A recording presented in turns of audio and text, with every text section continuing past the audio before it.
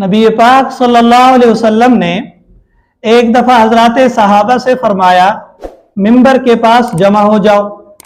हजरात सहाबा मिंबर के पास जमा हो गए तो आपने जब मिंबर की पहली सीढ़ी पर कदम रखा तो आमीन फरमाया, फिर दूसरी सीढ़ी पर कदम रखते हुए भी आमीन कहा और तीसरी सीढ़ी पर भी जब कदम रखा तो आपने आमीन कहा।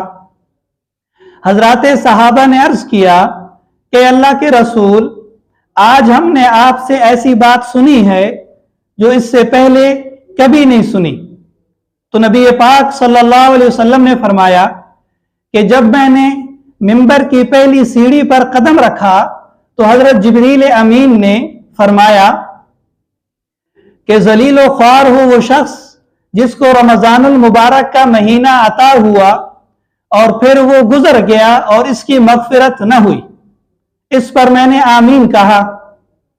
जब दूसरी सीढ़ी पर कदम रखा तो हजरत जिब्रील अमीन ने फरमाया, जलील व ख्वार हो वो शख्स जिसके सामने आपका जिक्र हो और वो आप पर सलातो सलाम न भेजे। फिर जब मैंने मिंबर की तीसरी सीढ़ी पर कदम रखा तो हजरत जिब्रील अमीन ने फरमाया कि जलील व ख्वार हो वो शख्स जिसको उसको दोनों वालिदैन या उनमें से एक बुढ़ापे की हालत में मिले हों और वो उसे जन्नत में दाखिल न करा सके। तो इस हदीस में आपने देखा कि हजरत नबी पाक सल्लल्लाहु अलैहि वसल्लम और हजरत जिब्रील अमीन अलैहिस्सलाम ने मिलकर 3 शख्सों के लिए बद्दुआ की।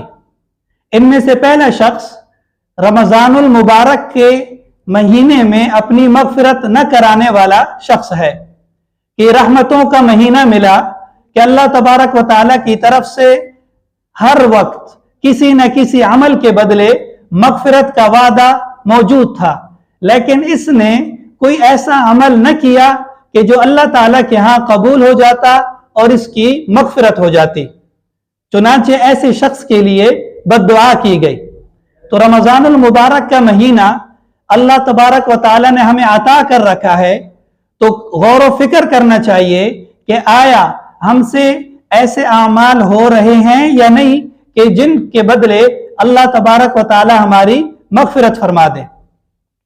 दूसरा वो शख्स है कि जिसके सामने नबी पाक सल्लल्लाहु अलैहि वसल्लम का जिक्र हो और वो आप पर सलातो सलाम न भेजे। जब मजलिस में नबी पाक सल्लल्लाहु अलैहि वसल्लम का जिक्र हो तो पहली बार आप पर सलातो सलाम भेजना वाजिब है। फिर जब दोबारा आपका जिक्र खैर हो तो वाजिब तो नहीं है मगर मुस्तहब है।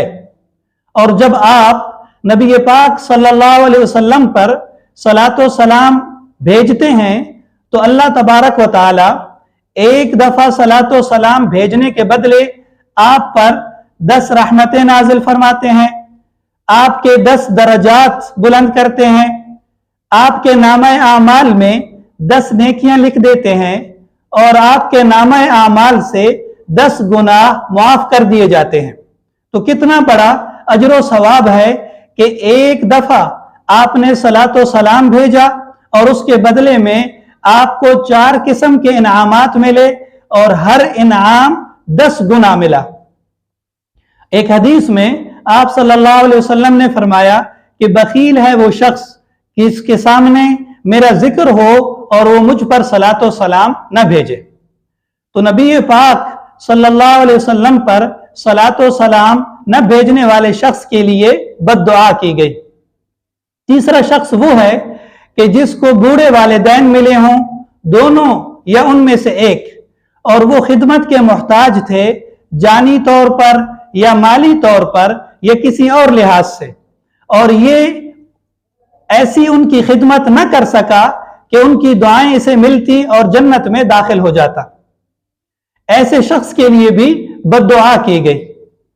कुरान पाक में अल्लाह तबारक व तआला ने बहुत सारे मकामात पर जहां अपनी इबादत और तौहीद का जिक्र किया तो उसके साथ साथ वालिदैन के साथ हुस्ने सुलूक का जिक्र किया, और जहां पर शिर्क का जिक्र किया तो शिर्क के साथ साथ वालिदैन की नाफरमानी का जिक्र किया। नबी पाक सल्लल्लाहु अलैहि वसल्लम ने वालिदैन की नाफरमानी को कबीरा गुनाहों में से शुमार किया है। तो लिहाजा हमें अपने अंदर झांकना चाहिए कि ये जो 3 बातें हैं ये हमारे अंदर पाई तो नहीं जा रही, बिलफर्ज अगर पाई जा रही हैं तो तौबा का वक्त मौजूद है, हमारे पास फुर्सत है, इनसे तौबा करें और अल्लाह तबारक व तआला के हुजूर गिड़गिड़ाएं, रोएं, कामिल तौबा करें। और बिलफर्ज ये सिफात आपको अता हुई कि रमजानुल मुबारक के महीने में ज्यादा से ज्यादा नेक अमाल की तौफीक मिली। नबी पाक सल्लल्लाहु अलैहि वसल्लम का जब जिक्र खैर हो तो आप सलात व सलाम भेजते हैं और वालिदैन, बूढ़े वालिदैन की खिदमत करते हैं, तो इस पर अल्लाह तबारक व तआला का शुक्र अदा करना चाहिए।